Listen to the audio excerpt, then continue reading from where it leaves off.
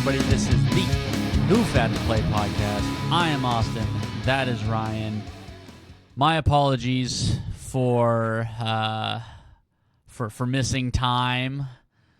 I know you guys were subject to a certain level of creativity. Very creative word that you have for what that last episode was. That's what I said. Anyhow, well, we are back. Hopefully everything's going to start going on our normal rotation here. We've got 2 episodes now before the actual season kicks off after this one. So it's fucking time.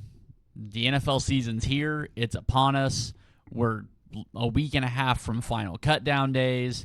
We are, with this being Tuesday, 16 days from Chiefs Ravens? Yep. So 20 days from Niners Jets on Monday night. Like, it's here. The NFL season is here. Boy. And there's a lot of shit going on. Before we get into it, guys, as always, Too Fat to Play podcast brought to you by Sticks Golf Lounge in Humboldt, Kansas. Stop in, have a few drinks. Weather is cooling off. I get it. You don't want to be inside playing golf. Yeah, you do. Go down to Sticks. Tell them Ryan and Austin sent you. See, it was still 102 the other day. Like, cooling off is a really relative term at this point, isn't it? It is. It's extremely relative, but it is almost kind of happening. So it's the season for it to cool off. Anything from there, who knows? Kansas. I think we just start with kind of the big news going on right now, and that is the Tua Brian Flores situation. Holy shit. Tua unleashed. When my disagreements is with what the Lebitard show has become, the freedom that has come with it, and the willingness to use that freedom with athletes and athletes to use the freedom of that show has become rather intriguing. And so Tua going on and basically being like, hey, how would you feel if you wake up every day and the guy that's supposed to be hand in hand with you just goes, you're a piece of shit. I mean, I know I do it to you, but, you can't even throw a ball left-handed. So, I feel like it's a little different level circumstance here. But I saw bits and pieces of Flores's comments today, which, I mean, he said the right things for the most part. But again, it's one of those situations where it's like he wasn't new to coaching. And it is what it is. Like, he tried to be Belichick. Just kind of like every other Belichick guy before him. I mean, Matt Patricia ran Matt Stafford off. It's not very guys. Do you remember what McDaniels has done multiple times? Like, it's kind of crazy. Not every player can take that harsh screaming at to be better like Tom Brady. Tom Brady thrived off of that. There are other guys in the NFL that thrive off of that. Not possibly the leader of the team. Not possibly one of the few positions that typically has one of the largest egos in the league outside of wide receiver. And cornerback. Yeah, fair. like you can't expect... I don't think Brian Flores was a bad coach. Hearing both sides, hearing kind of what Brian Flores was saying, but also hearing what Tua was saying, because we've also seen what Tua does under Mike McDaniel, who looks like his dad's gone for the weekend and tossed him the keys to the franchise. There's obviously 2 different styles of coaching, and when you've been in the Belichick way, the Patriot way for so long that you think that's going to work everywhere, obviously it requires certain pieces to work. Like Tom Brady. Fair. So, and I'll kind of give a little bit on it for Flores because, I mean, Flores did not want Tua. No. That's not the quarterback he wanted. So it's one of those situations where, I mean, we never talk this way about front offices. When a new regime comes in the front office and they don't want a quarterback, tough. When the head coach comes in and gets tied to a quarterback that he didn't want, because the fan base wanted it. the fan base and the owners. Right. That's who wanted Tua. Well, I attribute the owners wanting it because what sells jerseys? National championship winning quarterbacks that seem a little special. Like, with everything that went on with Tua, I mean, going into his last season as in college, everybody thought it was the tank for Tua. Tua was the clear and obvious number one. Obviously, that ended up being the case. But the Dolphins obviously still had it. The management still had him in a high regard. Then you bring in and quite frankly, even if Flores had liked Tua, I still don't think that team looks the way it does now because Flores' offense would not have worked with Tua. Right. It's one of those situations where, yes, Tua is a good quarterback. I'm not going to argue that. I don't think Tua's a great enough quarterback. Tua is left-handed Brock Purdy. Yeah, I mean, it's Alex Smith.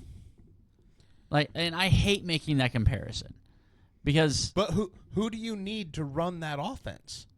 The offense that he's in now, yeah, that he thrives in. It's predicated on timing and accuracy.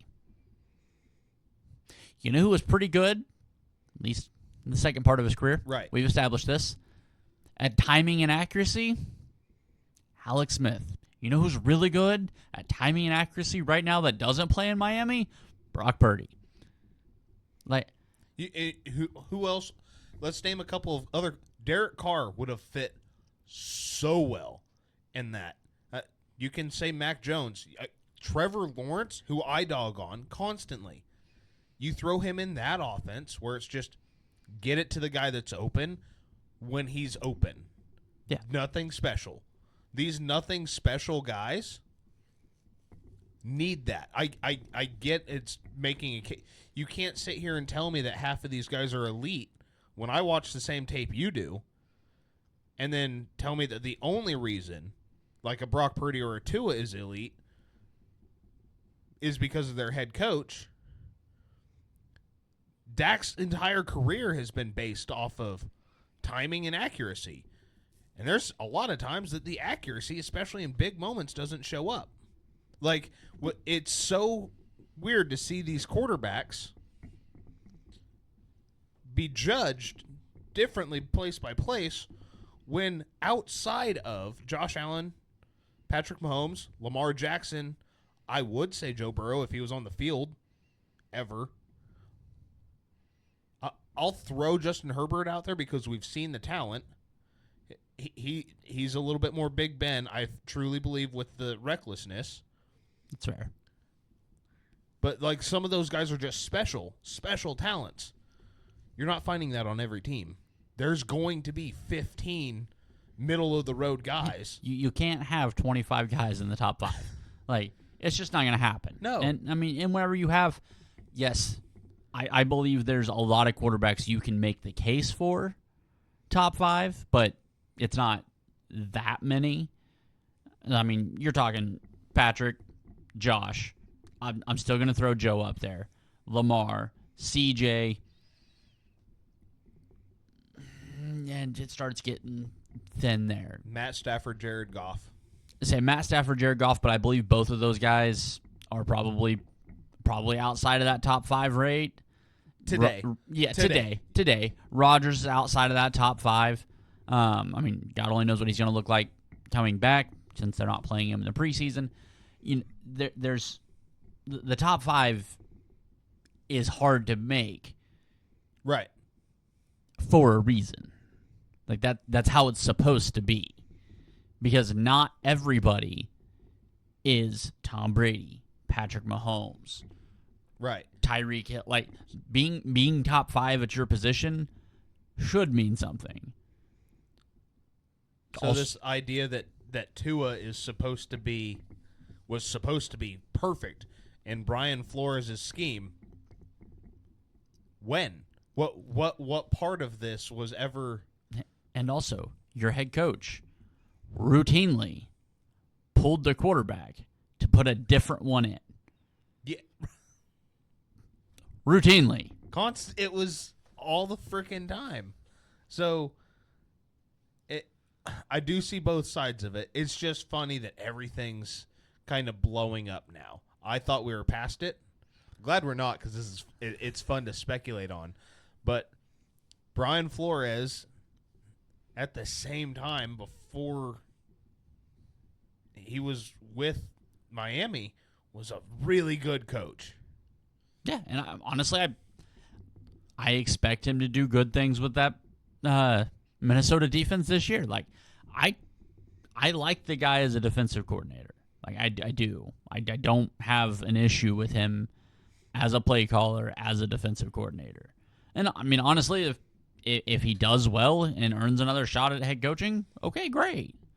Not a problem. No, not going to be complaining about it.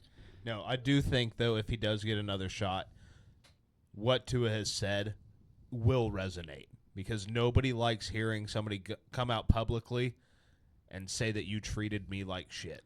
It's especially definitely, if that's how you were taught in Bill's system to coach. Mm-hmm. I said I think getting out of the Patriot way, and seeing what he does, because obviously Bill Belichick and Kevin O'Connell are two very different coaches. Right. So seeing what he looks like, this year, seeing what that defense looks like, I think it's going to be a good time, and quite frankly, having Dallas Turner Turner, is that his last name? Their rookie pass rusher. It's going to help, because that dude's a fucking stud. I can't remember what his last name is. I know it's Dallas something. Turner sounds right. But, Let's keep it with quarterbacks. My favorite off-season story. We talked about it a little bit last week with Kyle and Eric.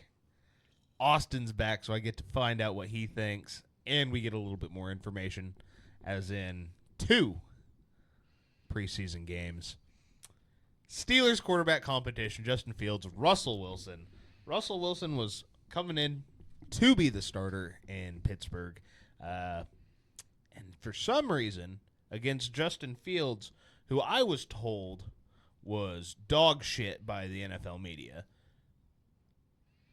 Russell Wilson, future Hall of Famer, has not been able to not only close the door, but slam the door.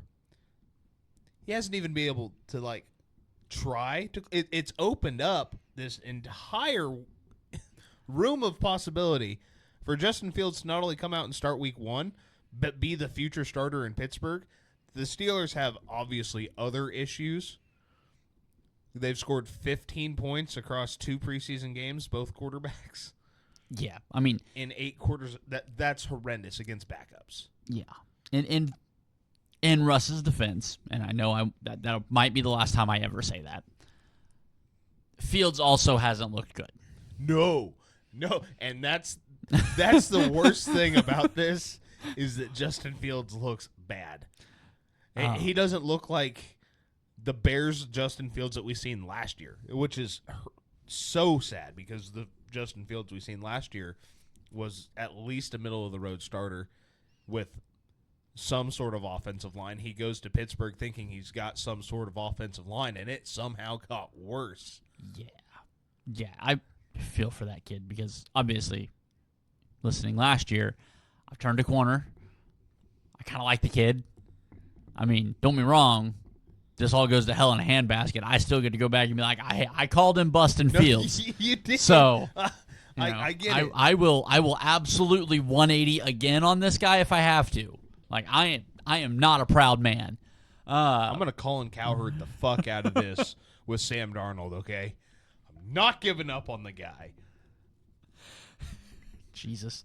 But no, I mean, for the Steelers, the decision of who's your starting quarterback week 1, it should be made. It's over. That competition is finished. Russell Wilson is your backup quarterback. Well, and the other reason, listening to Speak today when you came in, listened to yesterday's episode after I got home from work, somebody made a really good point. It wasn't Shady. It was the two guys on the right side of the panel there.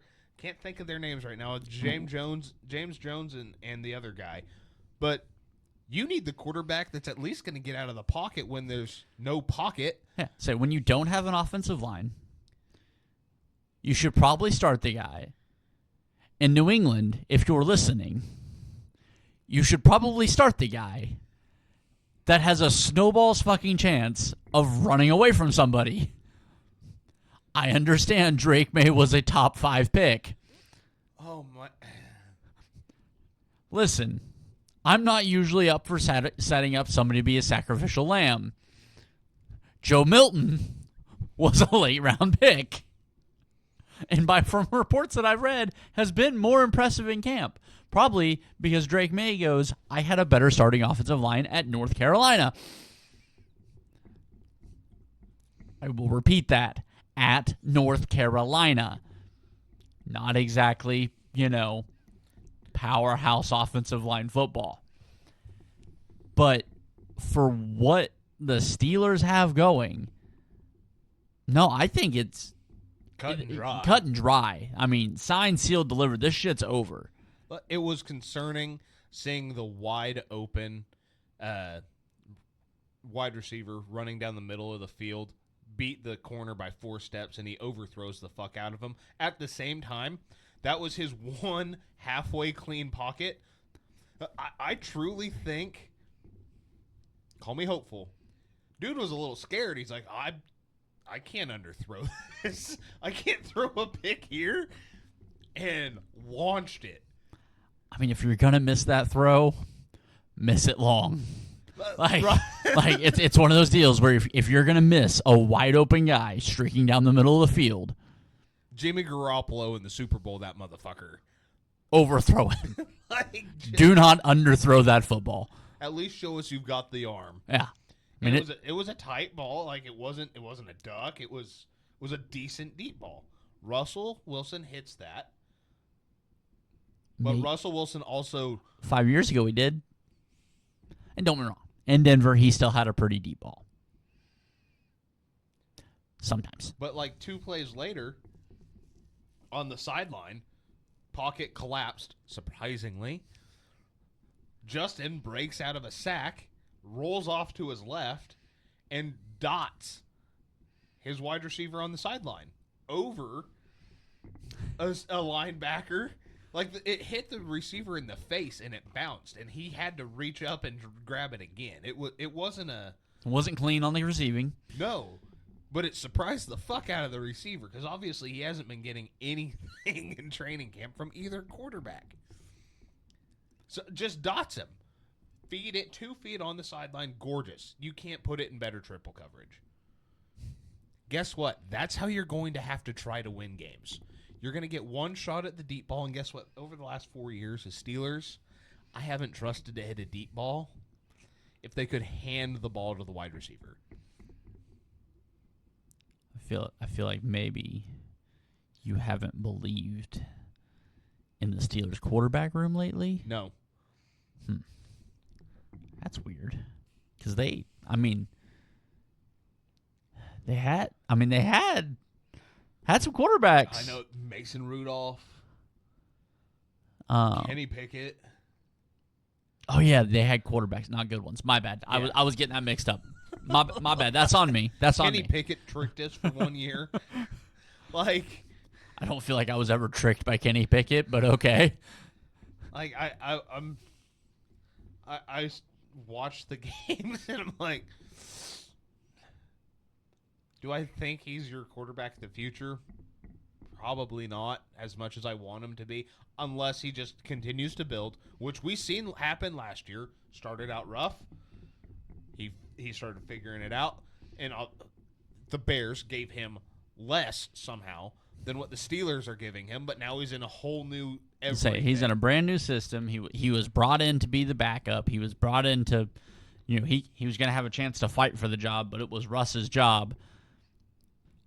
Russ has castrated himself on this job, and I don't understand why we're not just being like, okay, listen, we've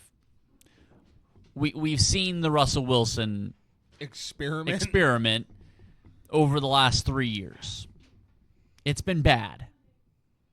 And by bad, fucking atrocious. Oh, I mean, if you go by stats, he's like a top 3 quarterback over the last 3 years. Yep.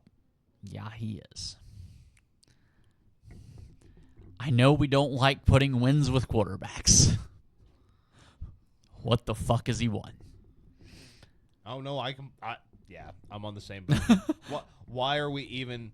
Russell Wilson right now, he's past his prime.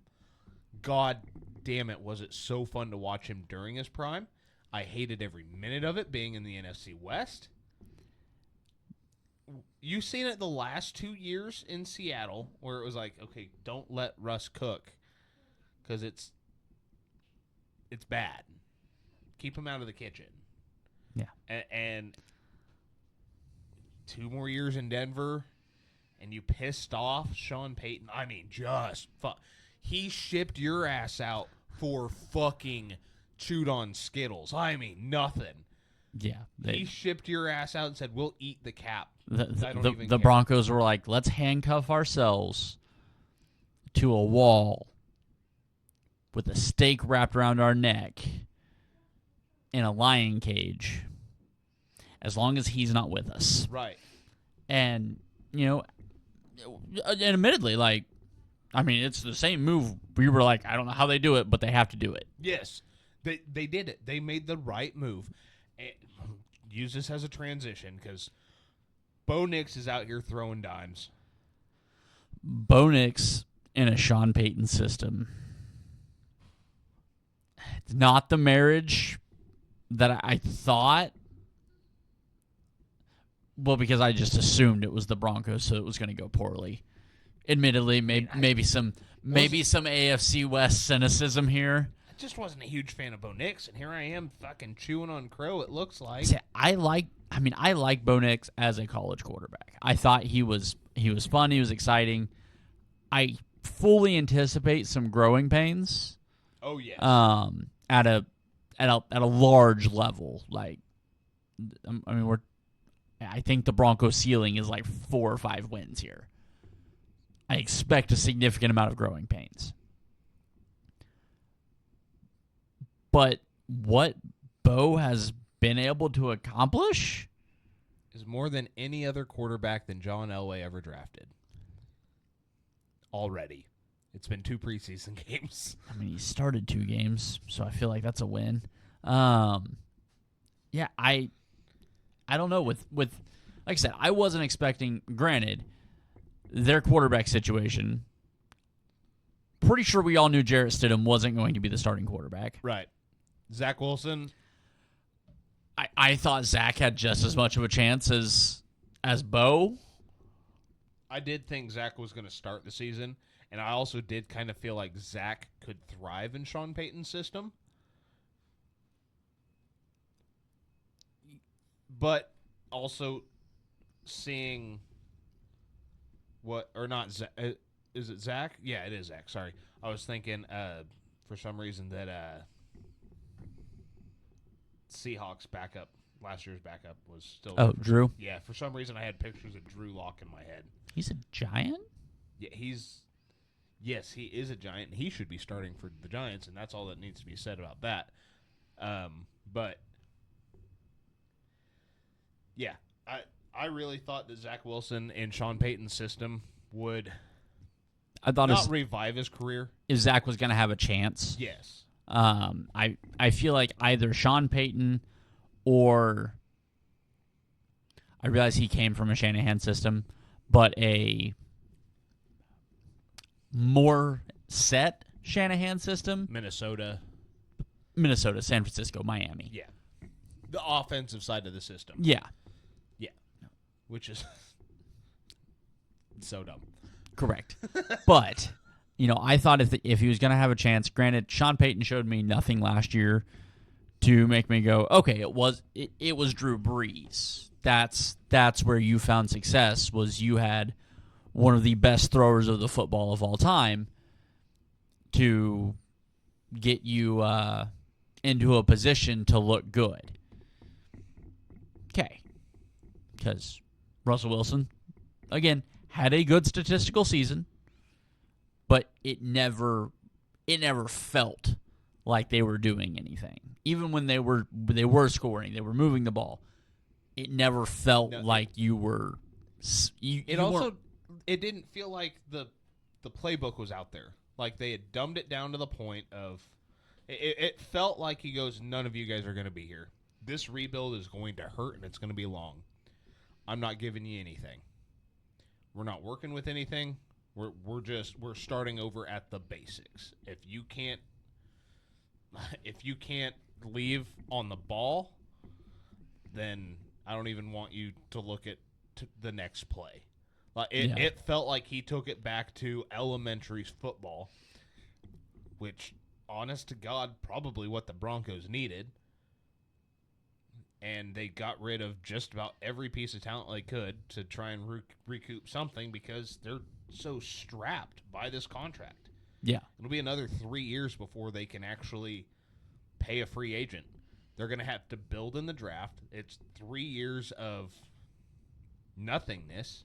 So the fact that they seem to have found a quarterback that can thrive in chaos seems pretty decent for him right now. Yeah. I mean, I still don't care what anybody says. I still think they drafted him too fucking high. Oh, yeah. But no, the fact that Bo has looked decent, he has looked like a viable NFL quarterback.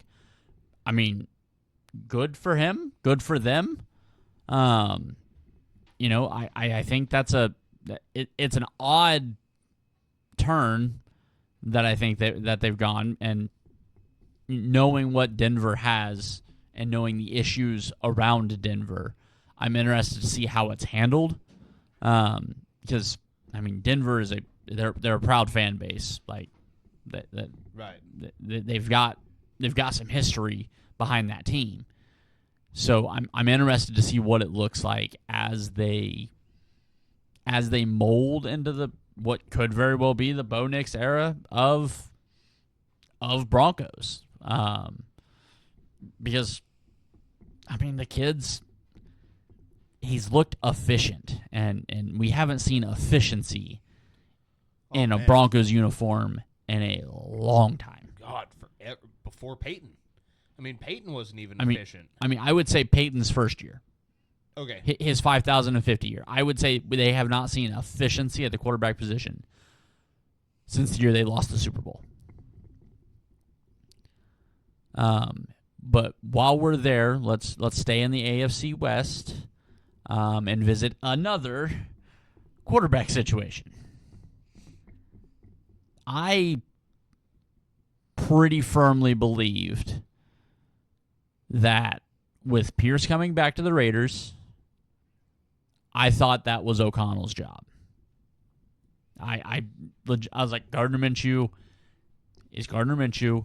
We love him. That there is zero hate towards Gardner Minshew, except for the 2 Sundays a year where he's going to play Kansas City right now.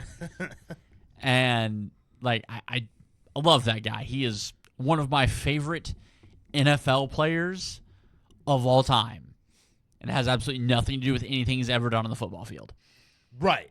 Yeah. But also, he's been pretty good on the football field. Yeah, by all accounts. He's been the best. He's been the best Jaguars quarterback they've had in a long, long time. He's been Baker Mayfield. Yeah, he is. Trying to think of great Jaguar quarterbacks.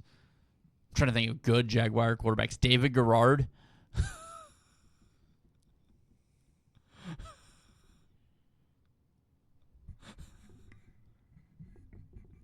Byron Leftwich. Byron Leftwich. Okay. So Mitch Trubisky might be top 4 quarterbacks for that franchise ever. Because at this point, I mean, I guess you... They were an expansion team in 02, weren't they? Yes. You have to throw Blake Bortles into this conversation. Yeah, you do. Because, quite frankly, he should have made the Super Bowl with that team. Yeah, he should have. And possibly won that bitch. Oh, yeah. I think he beats that Rams team. Or no, that's Philly. That's Philly. Yeah. And they could have definitely given Philly a game with that defense. Yeah. Man, we got screwed out of one of the greatest Super Bowls of all time for one of the greatest Super Bowls of all time. Fuck you, Tom. God damn it. If you're just gonna lose to Big Dick Nick Foles. How the fuck would you let Blake in, man? No shit. I mean, could you imagine how history would look back on Blake Bortles and Nick Foles being the starting quarterbacks in a fucking Super Bowl? Oh my God. Neither of those guys was on those teams 2 years later. Oh. Both head coaches fired. Do you know how fucking illustrious that Super Bowl would be? Oh. If you only came, like that question would be on Jeopardy forever. Forever. Because Case Keenum was the 4th quarterback. Yes. In Minnesota. God, Minnesota-Jacksonville would have been the greatest Super Bowl ever. Yeah, that would have been a lot of fun. Granted, as stupid as it sounds today, we're getting so off topic. I don't even care. Because just thinking about that, the way that Case Keenum was running that Vikings team. Yeah. That was also the year that Sam Bradford started, wasn't it? And got hurt.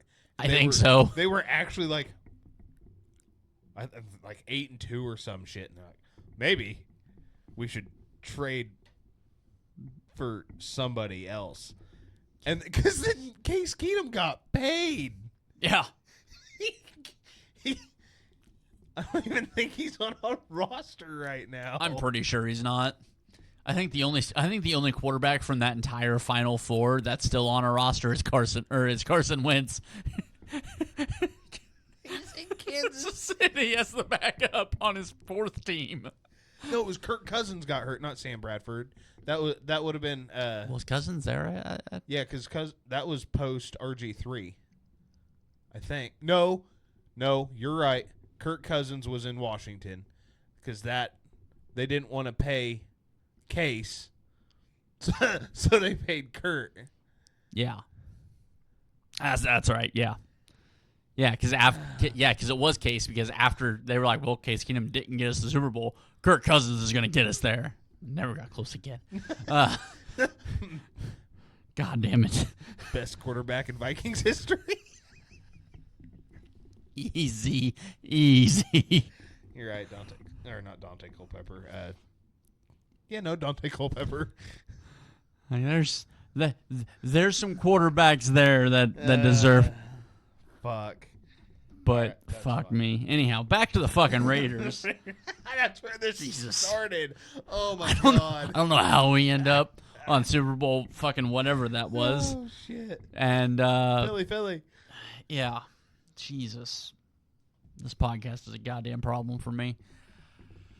But, dude, Aiden O'Connell's granted, both quarterbacks Another situation have looked fucking terrible. Gardner doesn't even look like Gardner out there. Right. Gardner's missed throws where you're like, that's a Gardner Minshew throw. And admittedly, I'm like, you know what? Gardner Minshew with the Raiders kind of makes fucking sense.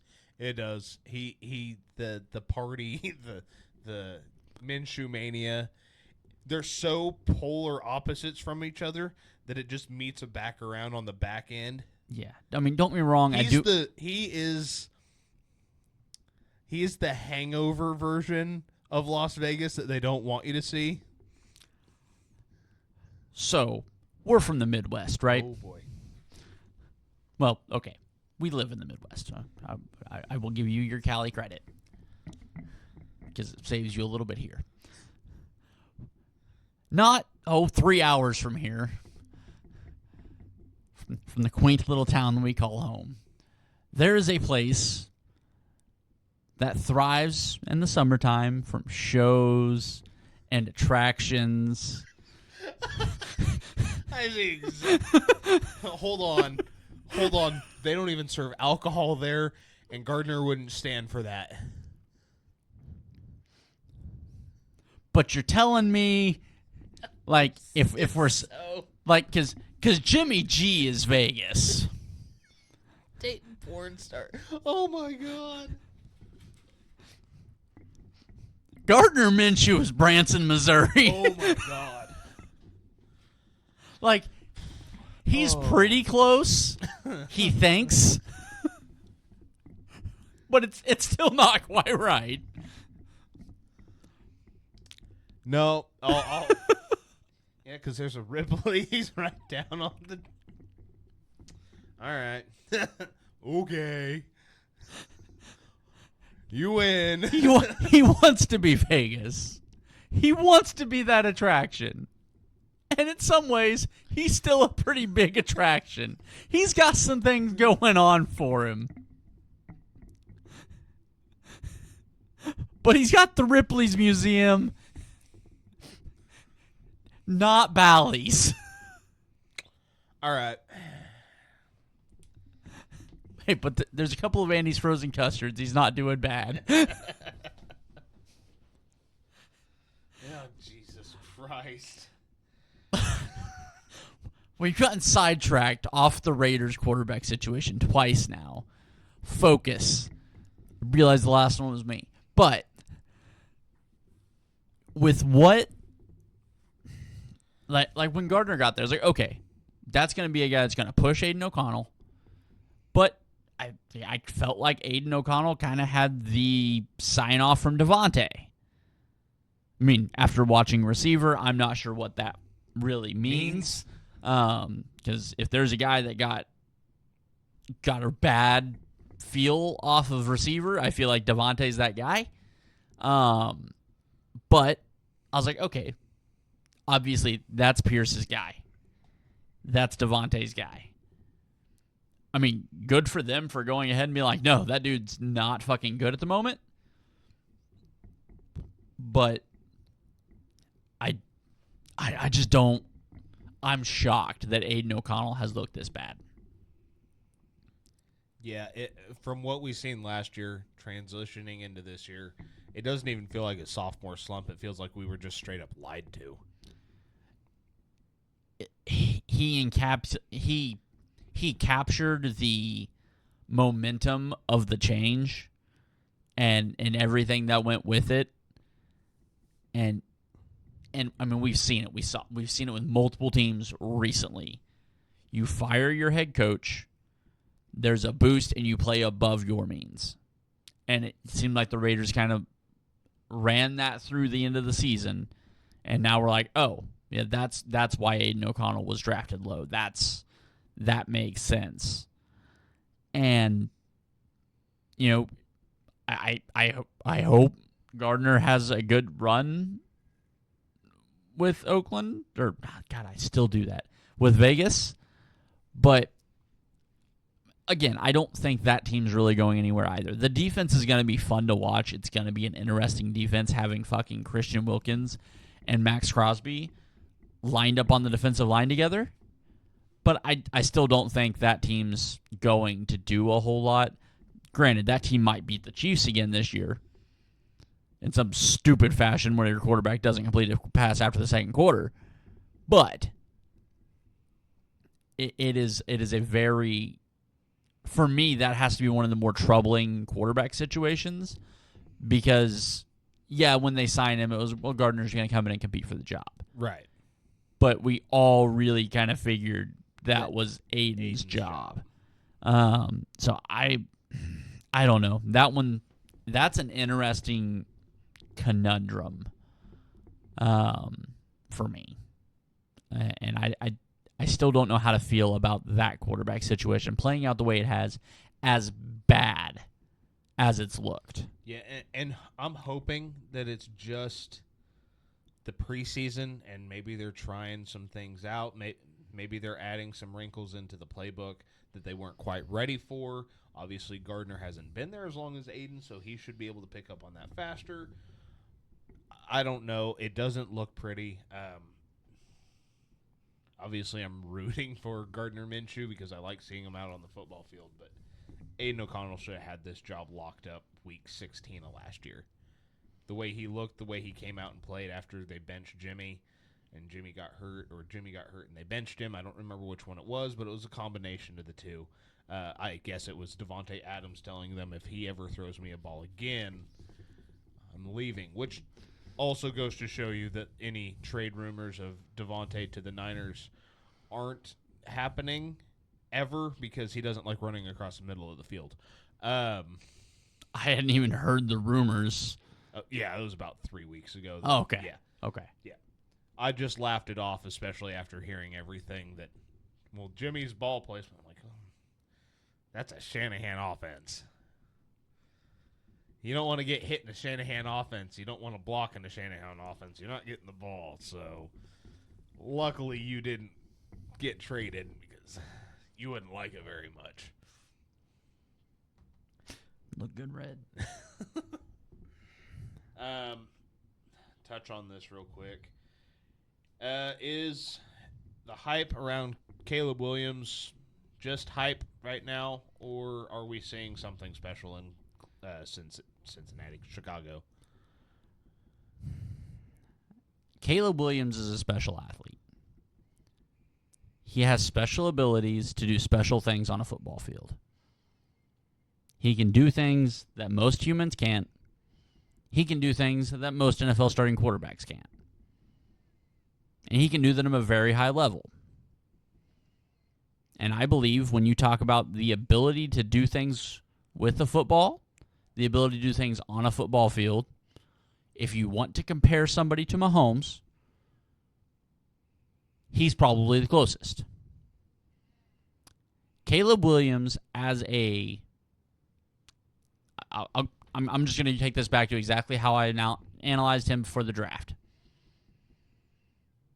On Madden, I draft Caleb Williams, number 1 overall, every single time. Caleb Williams, the human being, the man, the football team leader. That's where I have my concerns.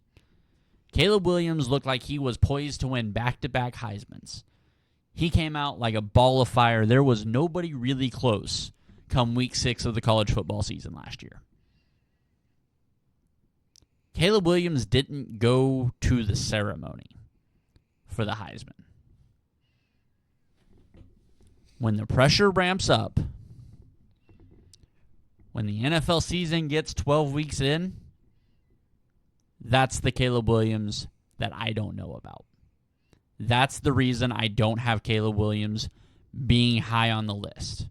That's the reason I don't have Caleb Williams winning the Rookie of the Year. I believe come week 6, Caleb Williams will probably be in the MVP conversation. I believe by week 15, he will be out of the Rookie of the Year conversation. I've never doubted what he can do as an athlete on a football field. Because the kid's special. He's got a special arm. He's got a special ability to move. He's got a special way to move his arm. He is a combination of Aaron Rodgers, Patrick Mahomes. Like he is of that ilk. But you have to worry. You saw it last year. You have to worry what's between the ears. Because I don't believe that is a special NFL player. Has all the talent to be. Every bit of it. I just don't trust him as the leader of men to survive. So what do you? Did you hear? I guess did you hear about the report of him trying? I'm going to say trying to call out his teammates to pick up after themselves in the locker room. See, a similar story came out last year that I had to point out. Remember Anthony Richardson? Mm-hmm. He didn't call anybody out. What did he do? He walked through the locker room after everybody else and stayed. Took like 2 weeks for teammates to start realizing it. He led by example. Mm-hmm. It feels very much like Caleb Williams going to lead by voice instead of example.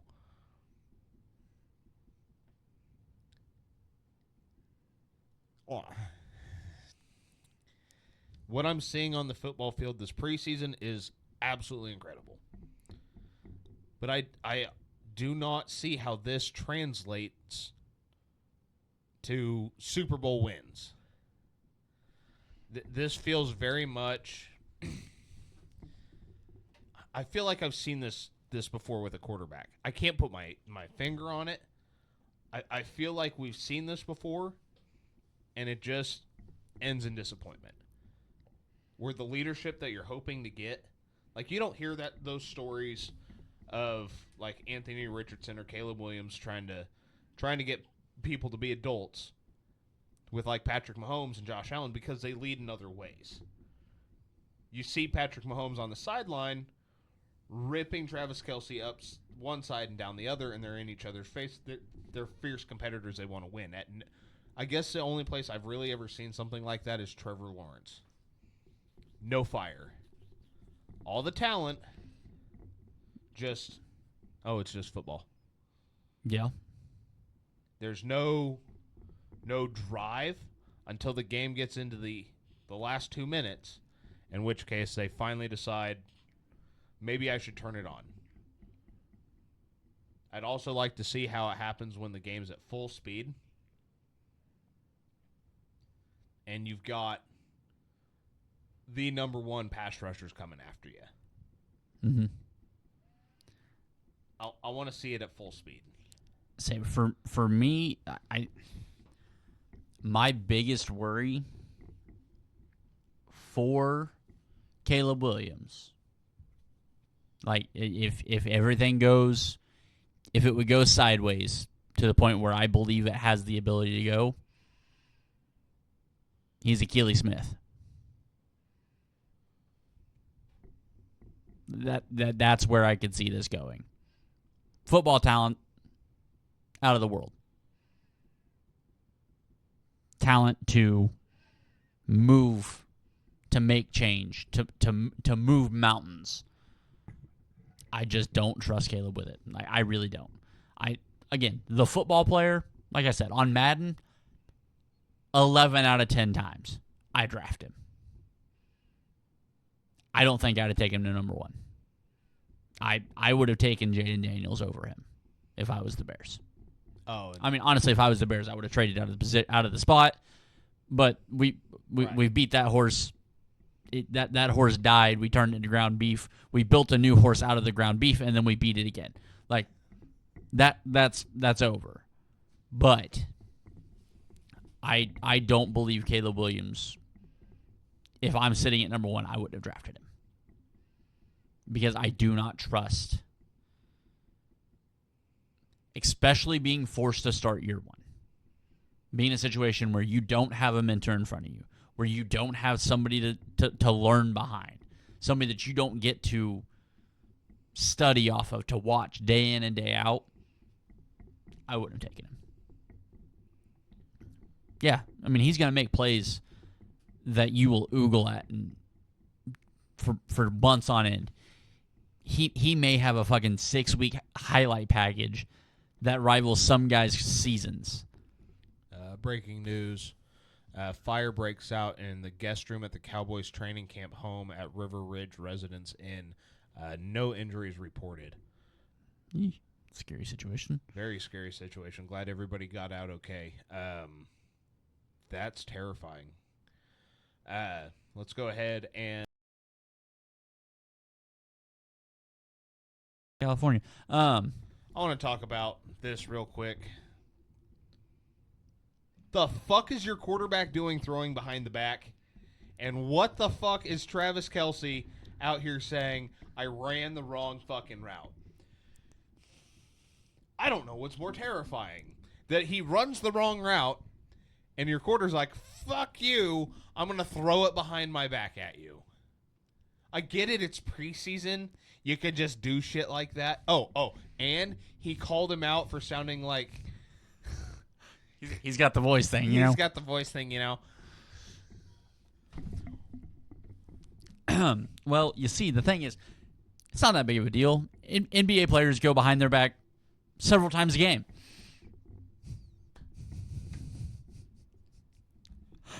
I don't fucking know. Like the fact that the on-field interview, Mahomes like, yeah, no, he didn't run the right route. Travis is like, yeah, it was a play call. And he got a first down, didn't it? Because that is the exact Travis Kelce answer that you would expect. But now you have to fucking think about it. Like, it was 2 weeks ago in training camp. He faked it while running out of bounds, and it stopped the corner. And that's kind of when I knew, when the media's not there, he's attempted it. Because you stopped the corner. Well, did you see the video that came out last year? Yes. Where he threw it behind his back and hit the goalpost? Yes. This is dumb. This is dumb. Correct. Very, very correct. You know what makes me also very concerned is I'm pretty sure Matt Stafford's done it first. Because nobody wants to talk about how Matt Stafford is Patrick Mahomes 1.0. Is Patrick Mahomes without Andy Reid? Which also makes me terrified because that's in my division. Yeah.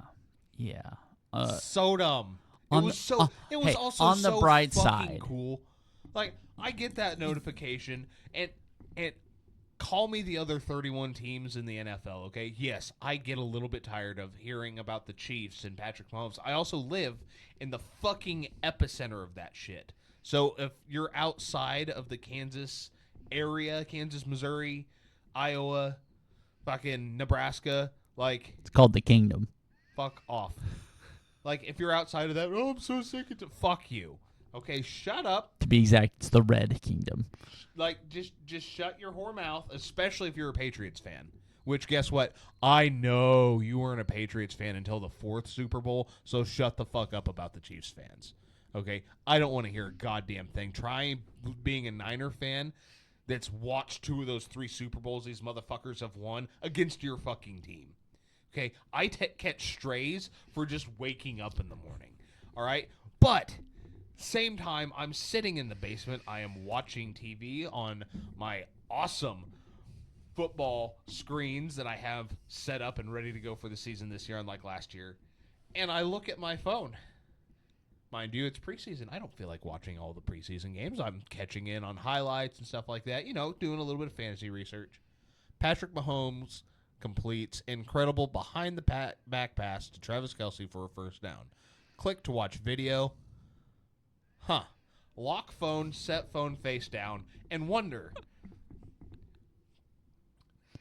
why. Just no. I'm not mad. I'm not even impressed. I'm just curious. Why? Like, what in God's green earth made him go? I'm gonna a little bit of football talent just. Going to be a little reckless. But damn it, that's going to be fun. Like, So, because obviously as a fan of football, I noticed it when he completes 2 40-yard passes without his feet being on the ground, 2 of which, both of them, either not looking and or being tackled, horizontal I don't know, backwards. It was fucking ridiculous. You shouldn't hit both receivers in the face for them to drop it in the end zone. I can't say it clicked. Like, I had an idea before that, but it was just kind of like, oh, this is something different. This is fucking stupid. This is just dumb. I can be both annoyed and in awe, okay? Like, let's not act like that's not something. We all know somebody that's just so... They're not a jackass about it. I've never met Patrick Mahomes, but he seems like a pretty genuine guy, right? Like, it's not like he's out here just trying to shove it in your face. The guy's a competitor. This is somebody that I'd want on my football team. He's not out there, I'm going to throw a backwards pass this year for a touchdown. He goes, if it comes up and I have to, yeah, you did it with your eyes closed and left-handed for a first down against the Ravens 2 years ago, okay? The left-handed pass was against the Broncos. Or Broncos. I knew it was a dark blue or purple team. It's dumb. It's dumb. I love it. I hate it. I don't know what you want me to do with it. What am I supposed to do? So watching it in real time, like, I'm not one of the people, and for the most part, I'm not one of the people that jumps up when something small happens. Let me try and reenact this, because I bet you were sitting just like this, phone right here, stomach, glanced up, and your jaw already touching your chest and your titties was already halfway open, and it bruised a little bit by how far it dropped, and you kind of just drop phone on lap, sit up, look around, because you know your wife doesn't give two shits.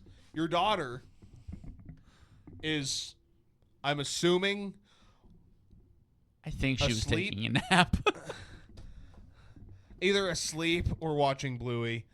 Like, so you stand up, you're looking for me. That's what you were doing, is you were looking for me. Like, did you see that? You wanted to say something. You couldn't find your phone because it had hit the ground. Right? And I'm sitting here, minding my own business, working on the basement, sitting in the basement. It's the same thing. Look at my phone and go, that's bullshit. And I have to put it away. That's exactly what happened. Tell me I'm wrong. Partially. I was sitting on the couch looking at my phone. My wife was not interested in the fact that there was football on television. My toddler was asleep. I did stand up off of the couch. I set my phone on the arm of the couch. I did not drop it. I looked at my wife and I went, this fucking idiot. Watch this. Throws the football behind his back. I'm fairly certain if that ball hits the ground, shockingly, that was actually a root beer and not a beer. If that football hits the ground, that's a fumble. Yes. Like, that is not a forward pass. That is, I don't know. Okay, I'll say it. Like, I know he's been practicing this for years. Yes. No, this is nothing new for Patrick Mahomes. Because we've been talking about it since we started this thing. Yeah, it's when is it going to happen? When? Honestly, I'm shocked it happened in a preseason game and didn't happen when he was down 6 with 33 seconds left to go in the Super Bowl. That's where I expected to see this dumb shit. Catching strays for existing. I'm telling, it's dumb. Like, it's how am I supposed to be outraged? No, how can I be? It was nothing bad. Am I supposed to be pissed off? I don't know. It was a 6-yard pass completion. Was I supposed to be happy? I don't.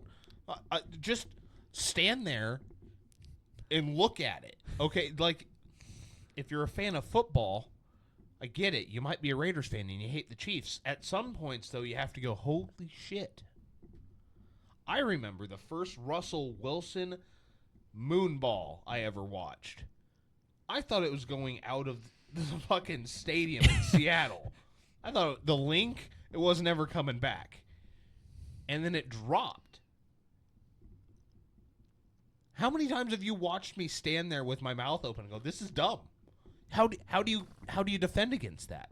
But I've also watched defensive ends practice a dribble, throw a center, and kill a quarterback. Guess what my reaction is? Not mad, not happy. This is dumb. What is happening in the NFL? What are these guys? Dude, fucking aliens, all of them. I'd actually kind of forgotten about the dribble hezzy fucking sack. But launched that center. It's, yeah, just do you remember Odell's over the top? Uh-huh. Same thing. Because he repeated it. Like, he did it the first time, and it made national headlines. He did it the 14th time, and you're like, oh, Odell's on the football field again. Yeah. Oh, look, another one-handed catch. Yeah. Yeah, dude, I don't know. I don't know what you want me to say. Like, I'm sorry. Don't be.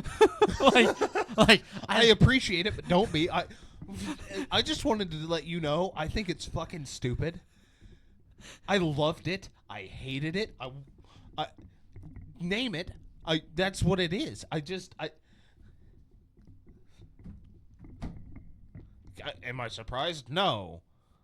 Did I expect it? No. I can be totally neutral on the situation because I can feel every emotion about it. Because it doesn't make sense.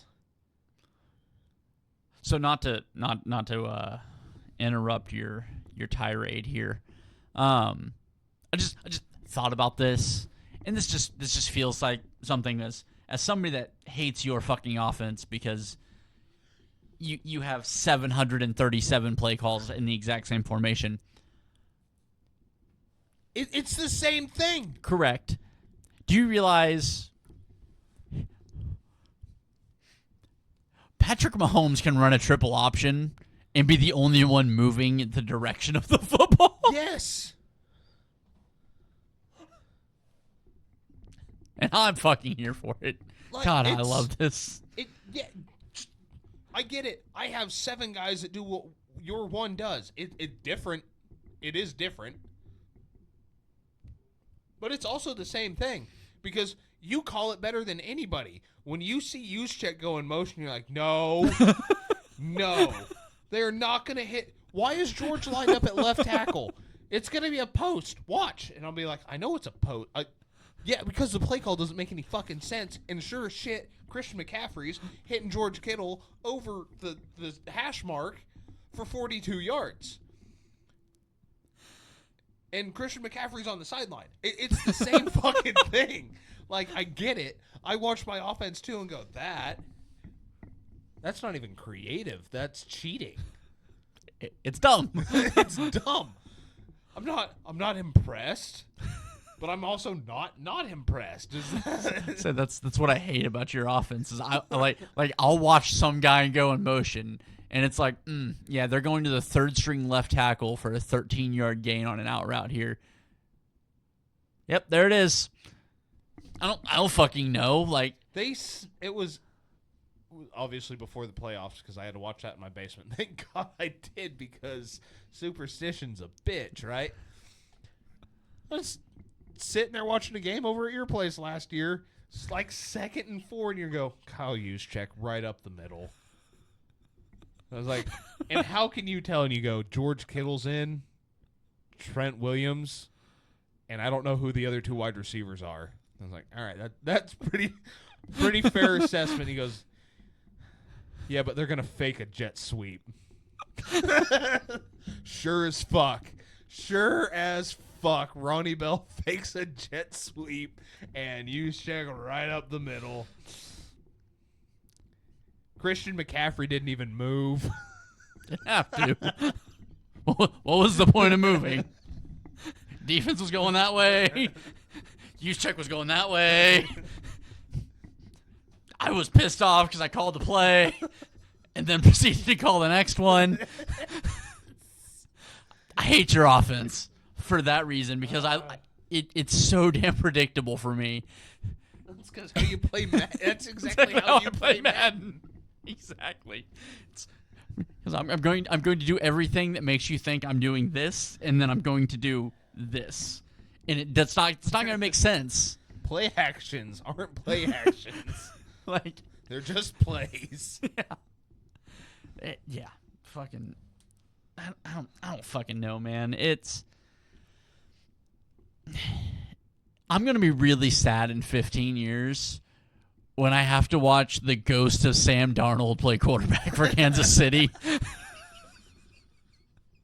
Like, oh god, it's kind of like I week 1 of the preseason, a headline comes across my phone, and my initial reading of it, again, I don't give a shit about preseason football. I never have. The headline comes across my phone, and the first thought isn't, cool, the Chiefs scored. It isn't, oh, good, we got a touchdown. It isn't, oh, it's good to see the second team's doing well. It was, can you give me a more just direct headline of the Chiefs season going horribly fucking wrong? The headline was Carson Wentz to McCole Hardman for 6. That's all it said. I didn't even click on the video. Still haven't watched that play. All I could think of was tell me something went wrong. You know, I just...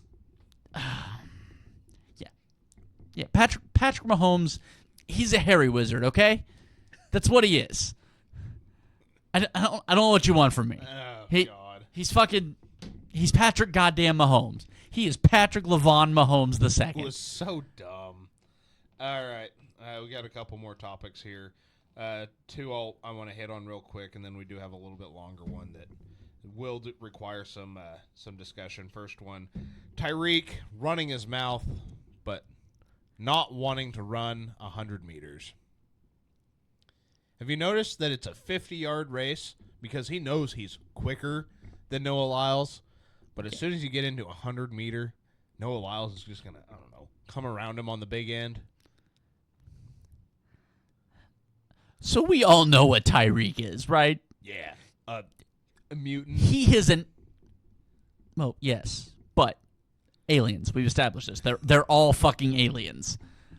But he's trying to be the Paul brothers. Yes. Like, that is what he's doing. You know, the only difference between him and the Paul brothers are... He's accomplished something. Oh, I was going to say he's knocked up more women than they've knocked out men.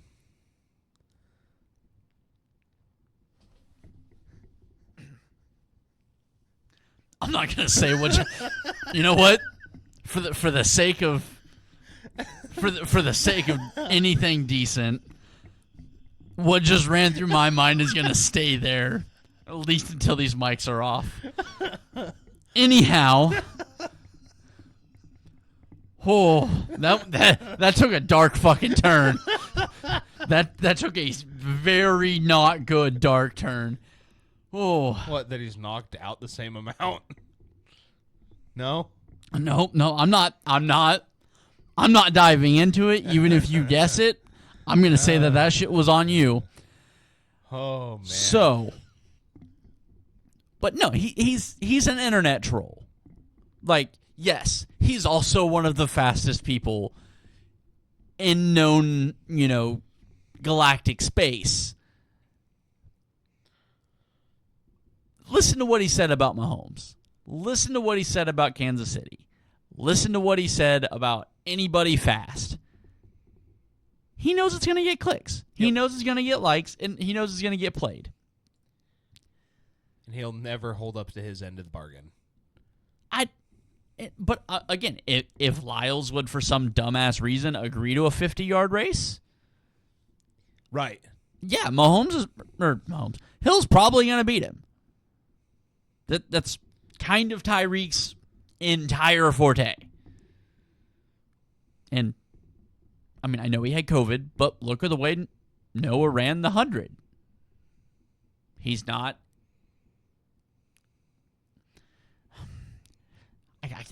I keep wanting to say he's not a great starter. The dude runs the fucking 100 meters in under 11s. He's fast, okay? Like fast as fuck, like, boy. Like he's one of the fastest human beings on the planet. I'm not here to say he's not.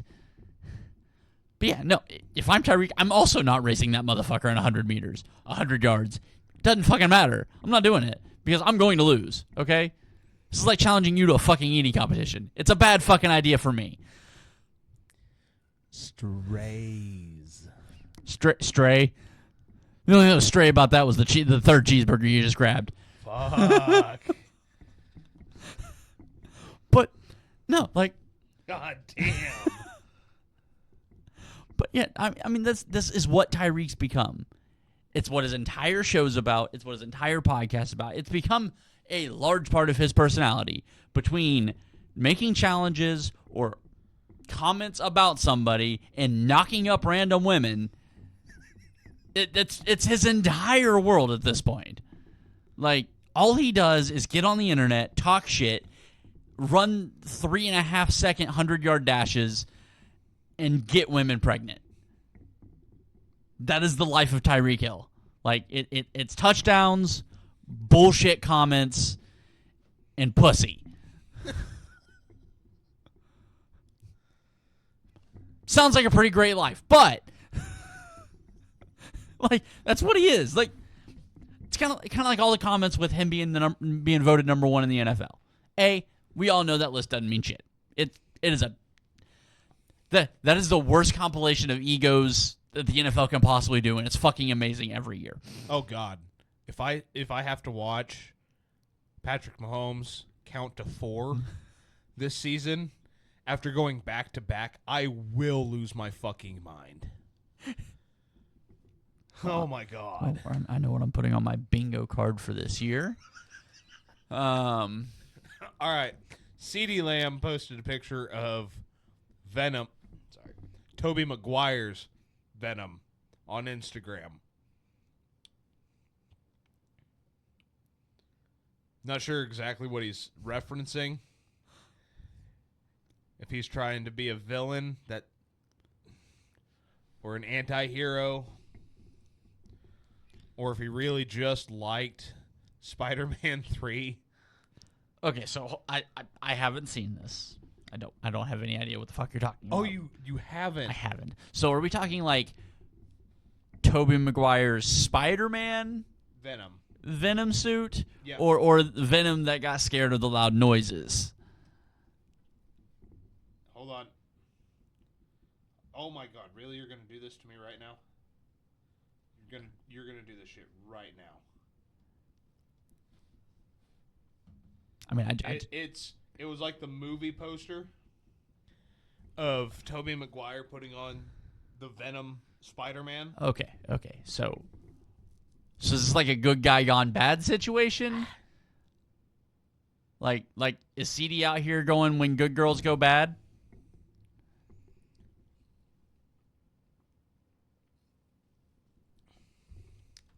I don't know. No caption.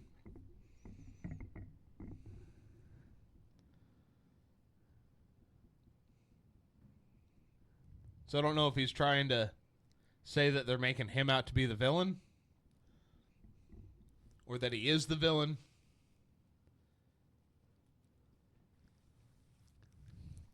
I don't know. He's just about to be overpaid, is all I know. Correct. I don't know what that means.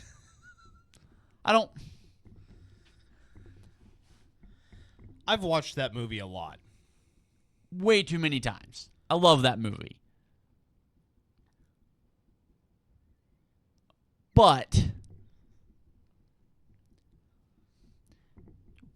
it doesn't signify. If it was Tom Hardy's Venom, where you're the anti-hero that the comic books portray.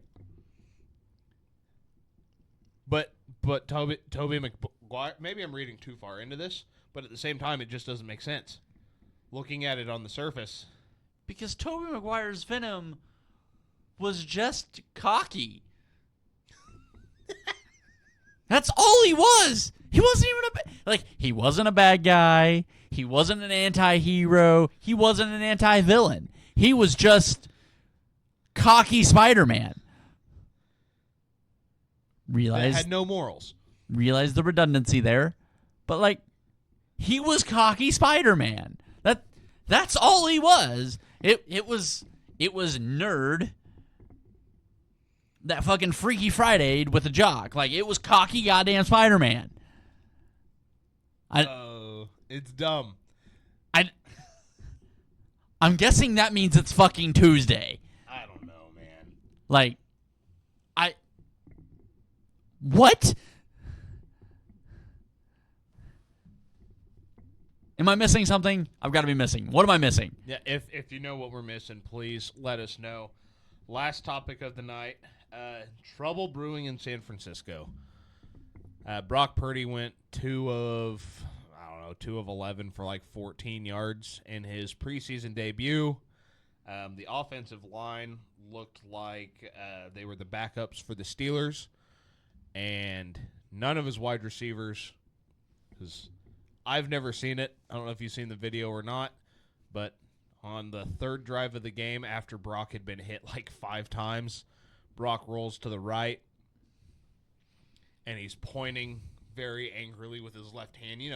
You've seen the point, get over here to one of his tight ends, who apparently just keeps running towards the sideline instead of climbing the ladder back towards Brock. So Brock stops to set his feet. I don't know if he just I never seen the other angle, if the tight end ran, I think it was Cameron Latu, ran up the field or just stopped with him. It was really weird seeing Brock Purdy the same color as his jersey as he's ripping somebody's ass from 30 yards away walking across the field. I did enjoy seeing it. So he's not afraid to rip somebody's ass for fucking up, which, if you've ever seen any of the behind the scenes, Fred Warner will tell you that is the exact case. But should the Niners be worried about Brock's performance in the preseason? I mean, Jordan Love threw 3 picks, and we're not talking about him. Oh, but Brock had 7 across 2 practices in training camp. Okay. I mean, I feel like I'm the wrong guy to ask this question. It's just funny because it's obviously. I mean, it's preseason football. We're all aware of the world that it is. Is it concerning that Brock didn't look great? Yeah, sure. You do realize what's missing around him at the moment. This is kind of like when you guys went on your losing streak last year. Brock's not good. Brock's a bad quarterback. He can't play if he doesn't have things around him. He can't play when you replace him. When you replace his left tackle with you and put me out at wide receiver. Yeah, you're going to fucking struggle to run that offense. Okay? It's the preseason. Shanahan gives negative 3% of the playbook in the preseason. It's Brock. I don't know.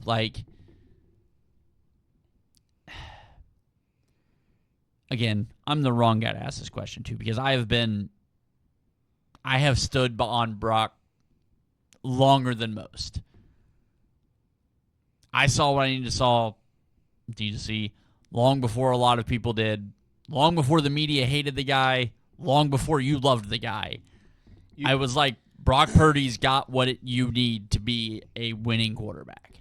So here's a quote from Mike Florio's post on Pro Football Talk. That was actually his radio show. They just put it out there in words for us to read, and it's a lot easier to do that than to try and get the audio permissions. So, quoting Mike Florio from Pro Football Talk on NBC Sports. This is an excerpt out of the article here. He's not Patrick Mahomes. He's not Josh Allen. He's not Joe Burrow. He's not Lamar Jackson. Beyond the 7 interceptions Purdy threw in the first 2 days of padded practices while he was trying and failing to be somebody he isn't, he produced one of the ugliest moments of the 2024 preseason on Sunday night when he rolled left, stopped, and launched the ball toward the right sideline. It looked awkward and ungainly. It should have been an interception, and if one of the Saints' defensive players wasn't in position to try to catch the ball, another one was lurking. Purdy doesn't have the physical skills to make that play. He needs to understand this and must stay within the boundaries of what he can do. It's not criticism, it's a reality. He was the last player picked in the 2022 draft for a reason, and he has done an excellent job of getting the most out of his God-given skills because he can run the Shanahan system so well. On that same play, he's forced out to the left. He does stop. He does throw across his body. Bad throw. Trent Taylor, who with that route, I'm not sure makes the roster if he's looking to be a rotational guy in the wide receiver room. Trent Taylor flattens his route out on what's supposed to be a post, and the ball sails. He was locked up pretty good, but if he continues out, he has a chance at the ball. I'm not saying it was the right throw by Purdy. It was ugly. It looked bad. But by no means am I concerned because in the first 3 plays, he was hit 3 times. I mean, I said it last year during their losing streak. Trent Williams is the biggest reason that the 49ers offense can do what it does. Yeah. I love Brandon Ayuk. Been singing his praises for years. I don't give a shit if that guy's on the team. I've got other wide receivers he can get the ball to. I just watched a 7th-round wide receiver get a 2-year extension and get paid because of Brock Purdy. His name's Juwan Jennings. And people know that name because of 3rd and Juwan, because Brock Purdy has made him his target on 3rd downs. He trusts him. He knows I can put the ball where he can get to it, and only he can get to it. But that's because he can also stand in the pocket. We've been able to watch. Brock Purdy never once got outside the pocket to run for a first down during that preseason game. It was very much east-west, don't get yourself hit. It's not the same Brock Purdy that's going to show up week 1. It might have to be the same Brock Purdy that shows up week 1, especially if it doesn't have his left tackle. Get that shit done. But say, isn't the preseason kind of where you try some shit? Like a behind-the-back pass? Sometimes. Huh. Sometimes. Yeah, no, it's just crazy that we're reacting to a guy. Yes, he has to. Guess what? We're circling back around to the beginning of the show. There's 5 quarterbacks, possibly, that you don't have to have a system in place for, with exuberant amounts of talent around them. Maybe 5. 5's pushing it. Because Lamar Jackson, without talent around him, is what? Winless in the playoffs. Joe Burrow. What's Joe Burrow without his cast?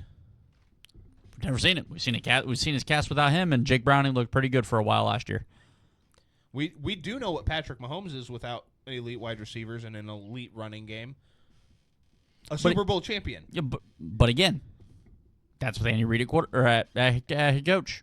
And Travis Kelce. Right. Like, yes. And I've also seen Josh Allen with no run game and a wide receiver.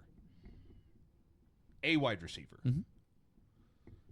Like, that's why I hold Josh Allen in such a high regard. Yes, he makes stupid fucking plays. God.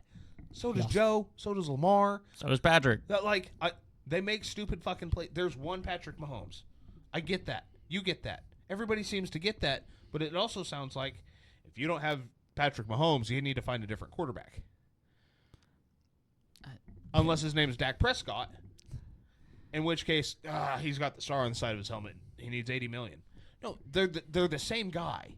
Outside your top 5, whatever your top 5 is, they're the same guy until you get to like 22, in which case you start kind of fumbling around like that. He's serviceable. Yeah, But you go from he's a starter to he's a serviceable quarterback. Like, yeah, and a bridge guy. Like, I would put Tyrod Taylor in a starter, but for some reason, people want to use him as a bridge because, I don't know, week 1, they stab his lungs. Like, I feel shortest bridge ever. I don't understand what's wrong with the guy. Why he just can't stay on the field. But, like, then you start getting below that.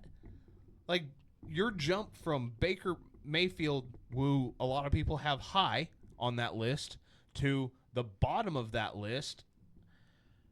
Let's put the bottom of that list at Brock Purdy. Isn't what you think it is. It's a whole bunch of Kirk Cousins. Do we remember the Kirk Cousins meme? Pretty Kirk Cousins, black Kirk Cousins, Kirk Cousins, Kirk Cousins. Like, Hey, Kirk Cousins, cousin, Kirk Cousins. That's what the NFL is. It's a bunch of Kirk Cousins and 5 fucking dudes that play the position. And actually, half the time, half of those dudes are just slightly more talented Kirk Cousins. Yeah, I mean, you can make the argument. Lamar, fast Kirk Cousins. Like Burrow, hurt Kirk Cousins. Josh, downs Kirk Cousins.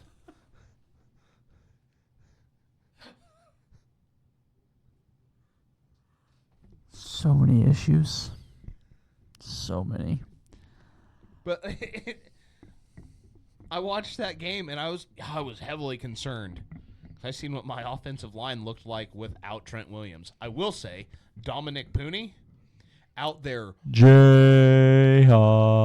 road grading motherfuckers. Holy shit. They had him on the right side. They want him on the left next to Trent. Trent takes care of 2. Put him on the right. Yeah. Give. I know this seems weird as a Chiefs fan, but you guys might want somebody on the right side of the line to at least, I don't know, hand check somebody. Yeah, no just shit. just a small shove. Just Like, I don't know, half a second. Give half a second, maybe just a small little nudge to, I don't know. Let's hypothetically Chris Jones, just walking through. I mean, just thinking about that play because of where they were, I hate doing it, but if he gets shoved to the outside and Brock's able to, step into his throw or scramble or the pylon. actually look to a wide open Brandon Ayuk. Like, but when I watched that game against the Saints, a couple of takeaways. The Niners defense is terrifying. Not a single starter played, and that was the most vicious I'd ever seen. That Brandon Staley not actually calling plays for the defense but being an advisor is horrifying, because I don't remember who the other guy is that's calling the plays on defense. That was Renardo Green out there on the corner had whoever you lined him up with. Yeah, rookie, don't know where he's from.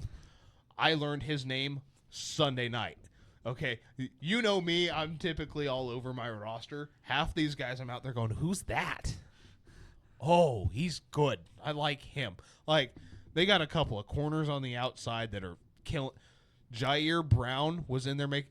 Have you seen any of the Malik Mustafa Yes. hits? Yes. And they're bringing back Troy Polamalu Jr. Yeah. My defense is going to keep my offense in the game for a while if Trent Williams isn't there. But I also know if Trent Williams isn't there, I don't care what offensive weapons we have. Yeah, Brock Purdy's going to look pedestrian because he's running for his fucking life.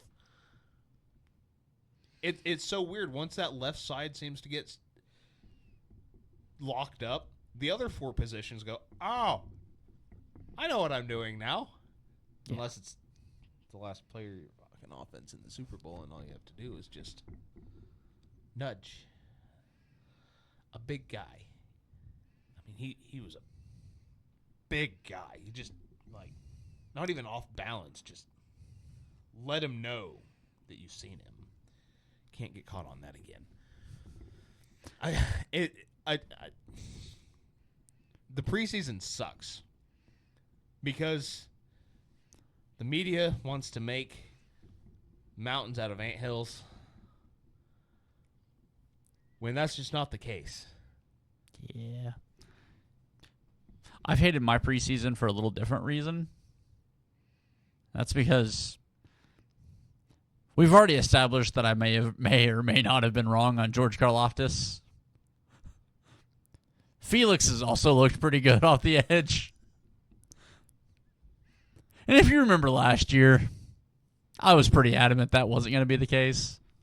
But I tell you what, old crocodile boy, Carson Steele, that dude's making the roster. Old Reese Lightning may not, but the Chiefs are going to have a fullback. And that fullback is going to do a lot of those things that Juszczyk does. It makes football fun. Oh, my God, I'm excited. I mean, when you line up, like, obviously, when Patrick Mahomes can line up in, like, an I formation or a strong or whatever, and you get Isaiah Pacheco running behind Carson Steele, I'm afraid just lined up behind because God only knows where the ball's going at this point. It could be a Patrick Mahomes triple option to the right side where he throws the ball behind the back 35 yards downfield to a, I don't know, fucking maybe Hollywood Brown. I don't fucking know. But regardless, like, it just gives... I miss having the Sherman tank. The Sherman tank was never what Juszczyk is. But those were also the highlights of my season. The 4 passes he caught in a season. Like, Carson Steele I get it. is going to have... I would estimate he's probably going to have, like, I don't know, 25 to 35 touches this year. And most of them will probably be out of a running back situation. And that he provides a power back situation. I genuinely believe he should, whether it happens or not, should be the reason that Clyde Edwards-Helaire is not on the 53. Please. But, yeah, I fucking love Carson. He has been so much fun. And the fact that he has an alligator named Crocky J is really just the icing on the cake for me. Any other dumbass comments? It's late. We have work in the morning. I have to be there early. You got 2 kids, and I know she's not happy with me, wife. I think she's trying to put the toddler to sleep. Yeah, but I also know that she's already pissed off at me for keeping you so long. So, Well, honestly, you might have to argue with the 3-year-old more on that. The wife wasn't upset that I was leaving. The 3-year-old was. I think I could smooth that over with the little one there. Yeah, but this is just you're going to buy her something. I already have. It's on the dining room table. I saw it. Anyhow, so we're going to get out of here. We should be back next week, normal time. Recording Tuesday, editing Wednesday, releasing Thursday. That is the plan moving forward. Hopefully everything goes according to plan with that. And we will see about trying to get some more people in here. Trying to get things going. We might get a couple every couple weeks. We'll try and do a rotation. So kind of get it scheduled out a little bit more.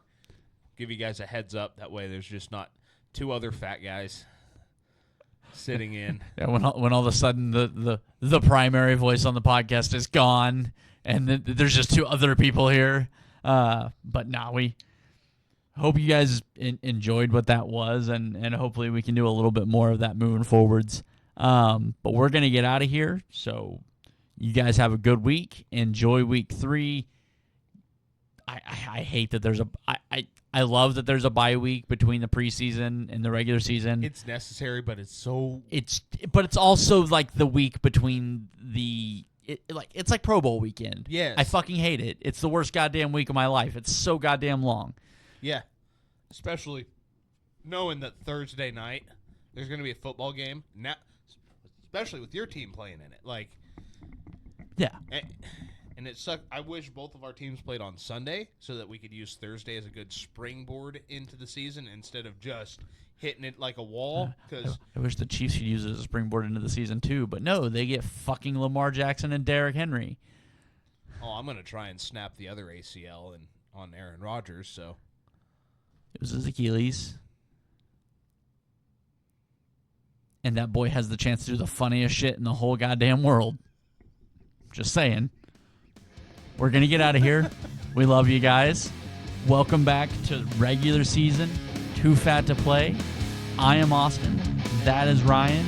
Be kind to each other. Love one another. And always remember, fuck the Cowboys.